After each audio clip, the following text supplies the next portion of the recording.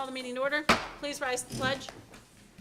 I pledge allegiance to the flag of the United States of America and to the republic for which it stands, one nation, under God, indivisible, with liberty and justice for all.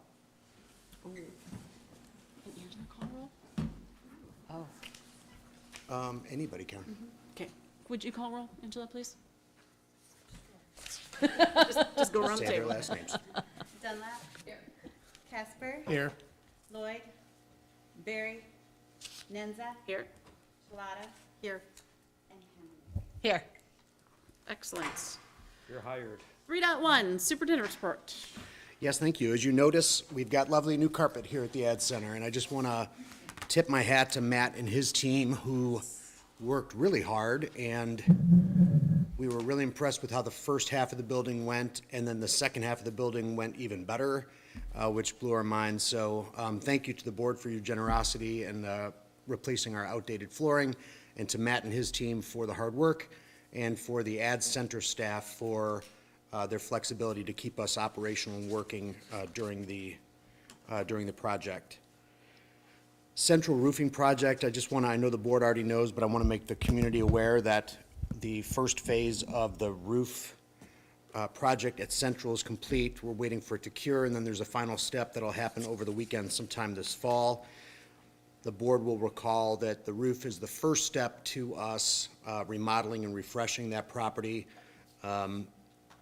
so we can keep the elements out as we make investments on the insides of the building. So stay tuned for more details about that. And now I'd like to throw it to Wendy for update on summer curriculum work. Thank you. We're just very excited to share that many staff members worked over the summer to update and improve curriculum. To date, we received over 117 submissions of work related to either enhancing their units, their assessments, activities to add to their learning plans for engaging students, as well as just creating more problem-based unit kinds of things, and much more. The list just keeps going on. So I just wanted to extend a very special thank you to all of the staff who dedicated their time over summer to improve learning for our students. It was a great feat, and they did a wonderful job. So, Thanks, Wendy. District 146 joined the other school districts from Tinley Park and countless other organizations and businesses at Tinley Park National Night Out last week. It was a huge success, and I'd like to throw it to Vern to share a little bit about the details. Yeah, it was a great night. Even though it was chilly, windy, a little bit of rain in the air, we still had a good turnout. And Dr. Hansen came by, and also Mr. Kuzanik. They were there for quite a bit of time, and it really made it a good opportunity for him to meet families in the community. And so we introduced him as the new principal, and then Mr. Kuzanik knew a lot of the alumni that came by, and so it really added a good spark to the evening for us. A lot of kids love the globe bracelets we had that have the school's name on them and their colors, so that was a big hit for the evening. Thank you, Vern, and thank you, Keegan, for representing the district at that event. This week, elementary schools are welcoming new families, touring, meets and greets, and getting geared up for the new school year, which is right around the corner. Central's also hosting a step-up night for sixth grade students, and then a subsequent event for parents so they can start getting to know their new school building, and it's nice to see the excited faces coming in the building again. Wendy, how about new teacher induction? sure. Last week, we welcomed our new staff to District 146. We started and sharing with the new members to learn a little bit about the nuts and bolts of the district, where's the copier, all that good stuff with our HR, and Vern was a great asset with his team helping with the technology and acclimating them to all the technology. We spent a little time doing some curriculum training related to our resources, and they're back this week, and we're doing some learning on some positive and proactive types of strategies and learning in the classroom management area from our Safe and Civil and our JAMPS resources. And I just want to say it is a great new staff coming to us, and it's been so rewarding working with them this past week and a half, and I just can't wait till we get to officially welcome them all to D146 family. Really good group, so it's exciting. Yeah, it was exciting. Really, a lot of enthusiasm, a lot of excitement, a lot of quality in that room this year. I'm really looking forward to the year. Thanks, Wendy. So last year, we flipped opening days, and we had traditionally done the keynote and the district institute on the first day back for staff. And staff reported that they were always a little bit distracted because they're thinking about getting their building ready for open house and for the first day of school. So last year, we flipped the two and started with a SIP day and then had the institute day on day 2, and it was a hit. So we're doing it again this year. All staff will be coming back to the district to work on Monday the 19th in a SIP day, and then Tuesday the 20th will be the keynote and the district institute day. So that's the day that I want to invite the board to come and see the keynote address, and Darcy's going to give the board address to staff, and it's the one time where we get all district employees in the same place hearing the same message at the same time. So that's 8 a.m. on Tuesday, August 20th. So I hope if you're available, board members, you'll come and join us for that.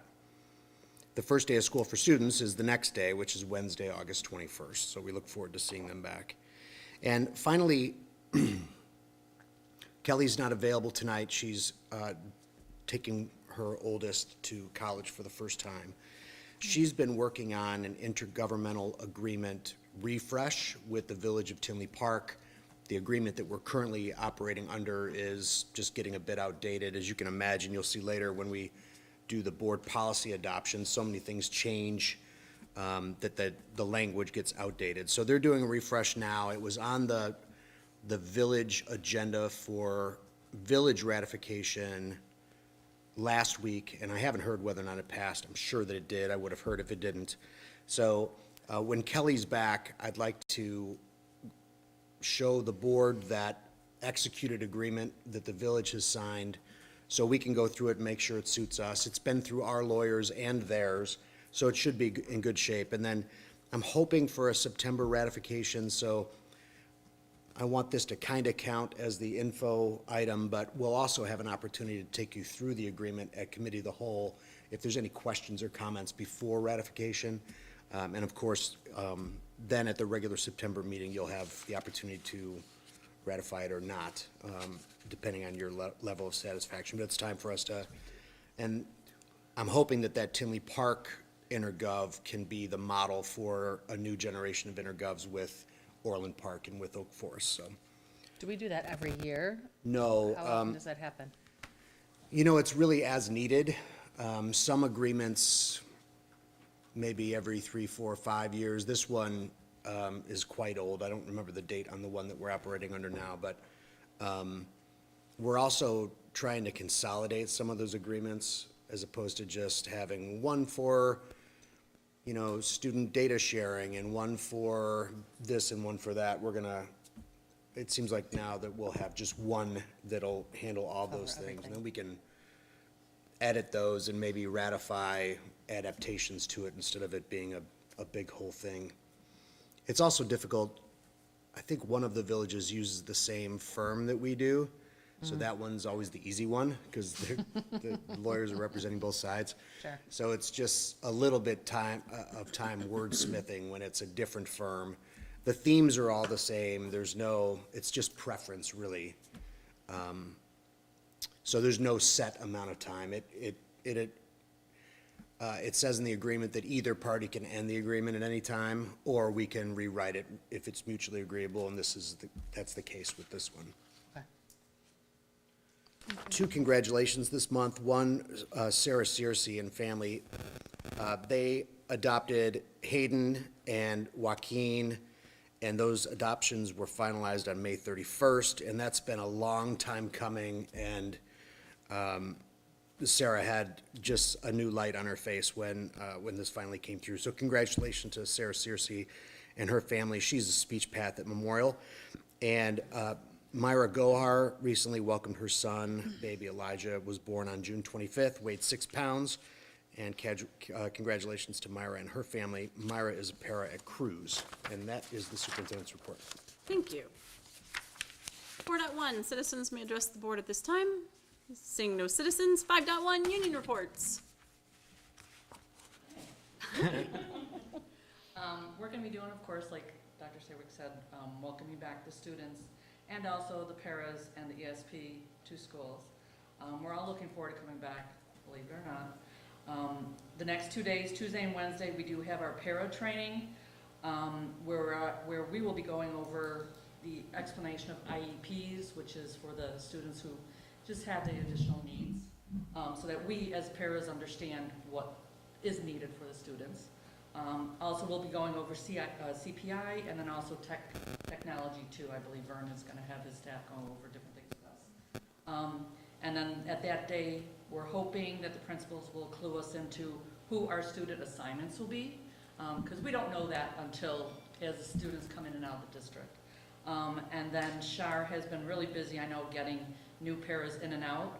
I believe there's been approximately 20 new paras, and that's just due to either reassignments, because we've been having some people move up from being a para, which is awesome, to a different position, and then retirements, and then we've had some resignations, and then also the need, because we have had new students come in. So that's it. We're looking forward to a new year. Thanks, Karen. Thank you. Can I have a motion for the consent agenda, please?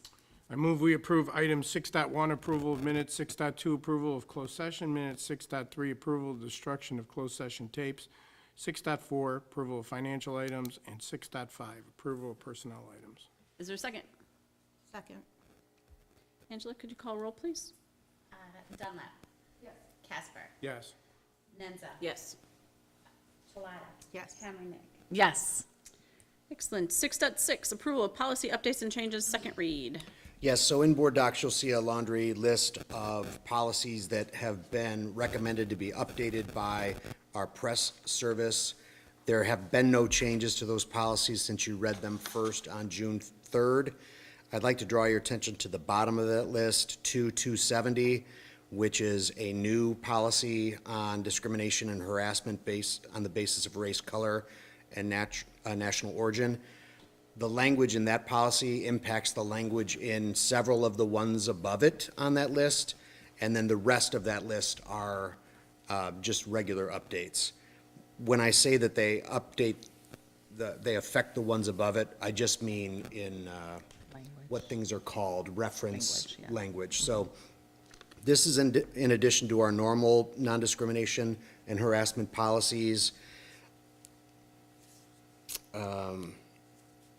And so all of those policies that affect that are influenced by that new language. So it also updates the titles of which positions in our district hold the non-discrimination coordinator, the harassment coordinator, et cetera.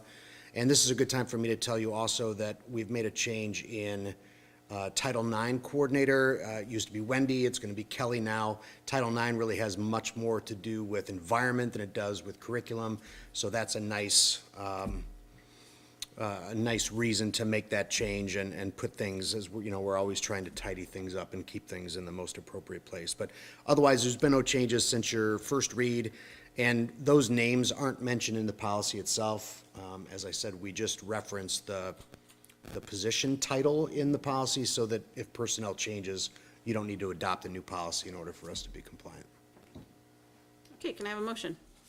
I move that the Board of Education approve the revised policies and adoption as presented. Is there a second? I'll second. Angela, please call roll. Dunlap. Yes. Casper. Yes. Nenza. Yes. Shalata. Yes. Hammernick. Yes. 6.7, acceptance of bids for musical instruments. Yes, you'll see in board docs that we had a bid opening for those tubas. There were 3 bidders, and we are recommending accept the bids and act to authorize the acceptance of the lowest bidder as the vendor to use for this purchase. Is there a motion? I move that the board accept the bids for the musical instruments as presented. Is there a second? I second. Angela, please call roll. Dunlap. Yes. Casper. Yes. Nenza. Yes. Shalata. Yes. Harmonic. Yes. Great. 7.1, budget for fiscal year 25 presentation. Presentation. And by the way, there is one document for the bid that needs the board president Already and done. secretary. Oh, Already done. okay, great. They're gonna bring the screen down. I'm staying here. Yeah. Join me. Excuse me, do you need me to move back? Nope, over, ladies? nope, we're good. Okay.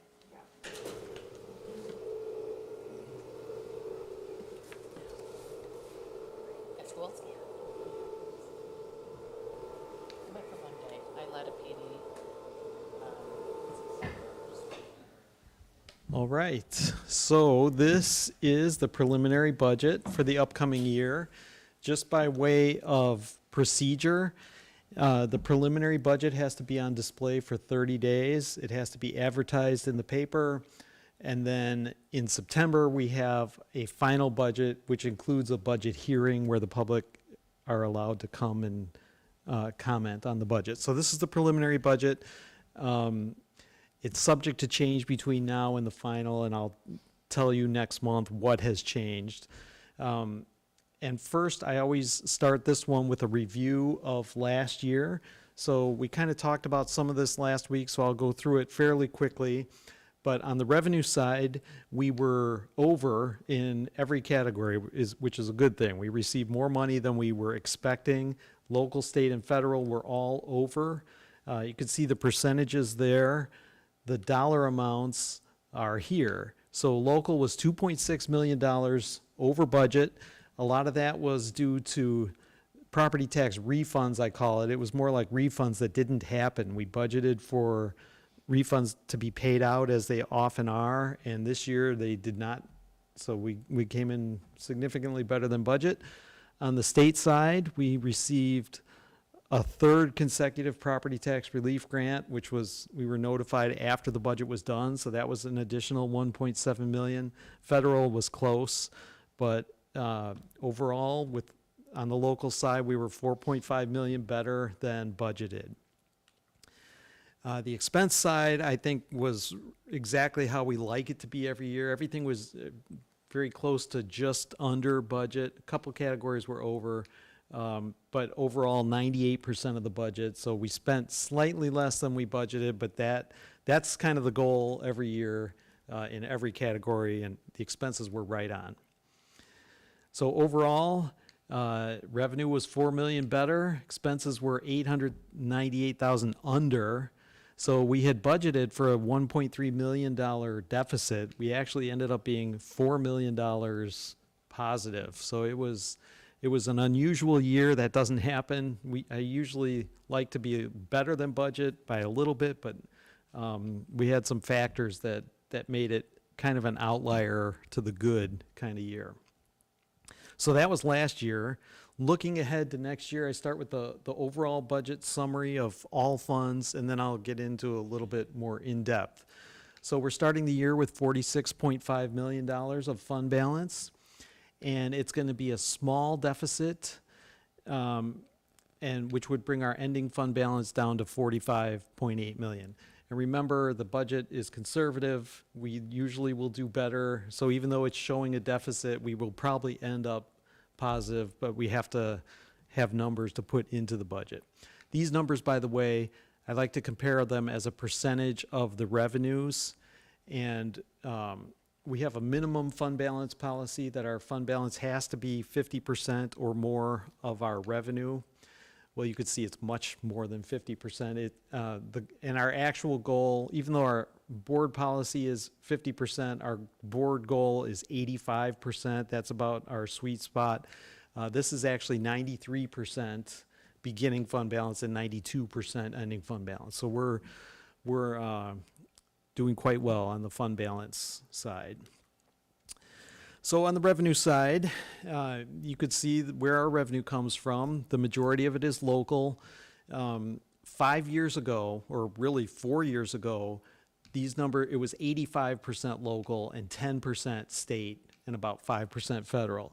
So as we have gotten those property tax relief grants from the state portion of our funding has gone up, which means the local portion has gone down, especially as we have been abating for three or 4 years in a row now, which I consider to be a good thing. Total revenue, 49.8 million. So looking at the local part of it, which is mostly property taxes, we're going to be receiving the second half of the 23 taxes where the CPI was 5%. We're going to get the first half of the 24 taxes where the CPI was down to 3.4%. And even though we are still abating funds because of the property tax relief grant, I adjusted the budget to account for the refunds from prior years going down. So that makes the budget amount go up. And so it's actually an increase of 2.6 million in new property taxes, which is 7.8%. And that's not the amount that taxpayers will see. Taxpayers will see 2 or 3% based on the amount that we are abating back. But for district purposes, reducing the prior year refunds is what causes our budget to go up. And then also interest revenue is the other one. Interest rates have started ticking down a little bit, but last year at this time, we still had a lot of the old low interest rate investments, and those have been replaced with the new higher interest rate. So our interest revenue should be up by about $500,000 in the upcoming year. So you put that all together, and local revenue, which is our biggest portion of revenue, is going up by 8.8%. And here it is in dollar terms. So it's 8.8%, $3 million increase, mostly split between property taxes and interest.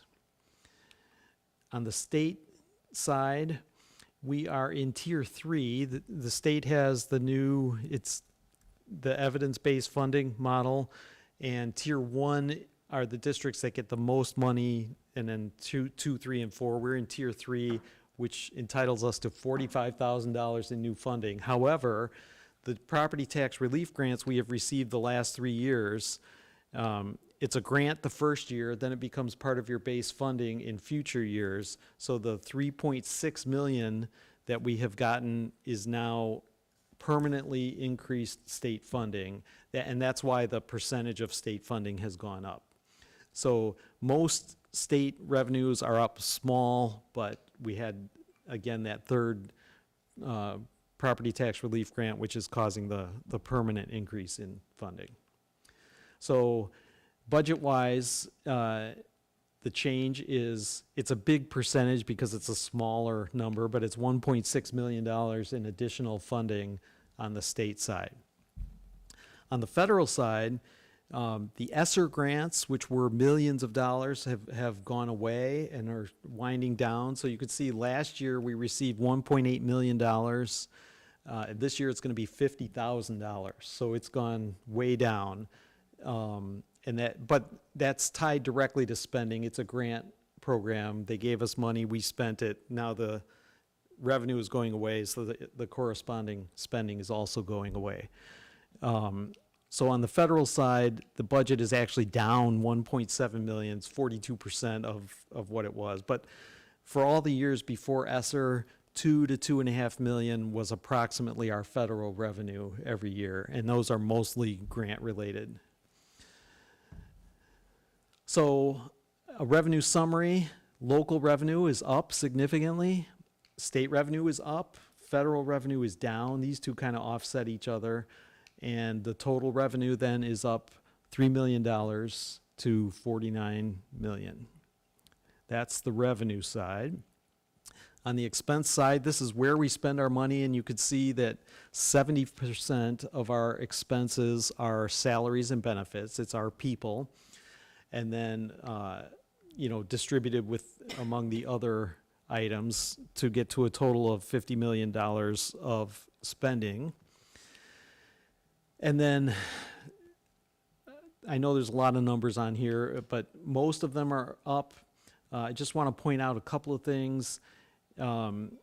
This other line has the biggest percent increase. It's something like 17% of the total, of an increase from last year. That's the line that our out-of-district tuition gets charged to. And we've seen a dramatic increase in the past couple of years of both the costs that places charge and the number of students needing extraordinary services. So we, if you remember on the results from last year, the other category, we were actually over budget last year. So I increased the, what happened there? Increased the budget in order to. Jeff, that effect is also compounded by the fact that last year the co-op, special ed co-op, was at capacity in many of their programs. And since we're a member of that, we get a discounted tuition there. And when they're full, then we have to choose private placements for kids who can't be served by the co-op, which makes it even more expensive. The other one that was a bigger percentage is purchase services. A good part of that increase is due to, we're going to be doing some extra busing this year. All of the pre-K students from Fierick and Cruz are now being bused to Fulton and Memorial. And so it's a number of extra routes, and so this accounts for that. All the other increases are kind of the standard normal increase. Our health insurance did go up 8% this year. Salaries are a reasonable increase. I think that's something like 3%. So put all of that together, and our expenses are going up $2.4 million, but right in line with our revenue. So finishing where we started, healthy fund balance to start, small deficit, which will probably end up being a surplus by the time it's all done, and then an ending fund balance of $45 million to end the year. And that is all for the preliminary budget. Does anybody have any questions? Have we heard anything about the Panduit houses, the houses that they're building there, and if they're selling or? I know that they are in, Yeah, or they're some, building quite a bit yes, there, yes. I couldn't tell you if we've gotten any new students from them or not. We got some new students that were previously ours, but moved in there. Okay. You know, moved from in-district to there. I suspect we'll have some new students from there this fall. And does that also affect our property, our local property tax then? Will that increase that, or? Yes, well, when a house is finished, it should come on as new property. Actually, though, I think that area is TIFed. It's part of a TIF, Oh, okay. so it's frozen for the next 23 years. Got it. Okay. How many years? Eventually, 23 years is how long a TIF district lasts for. Yes. Are they building new, like, townhomes over by Central too, where they grazed along Oak Park, right? How many, do we know about how many homes are gonna be in that area?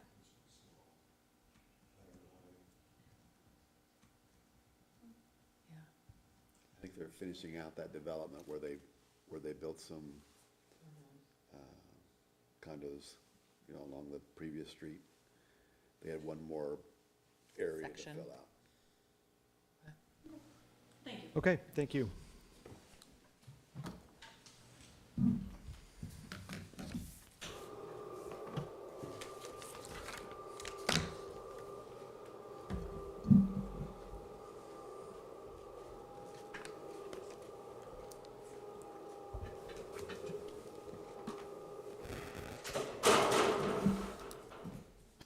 You're okay, Darcy.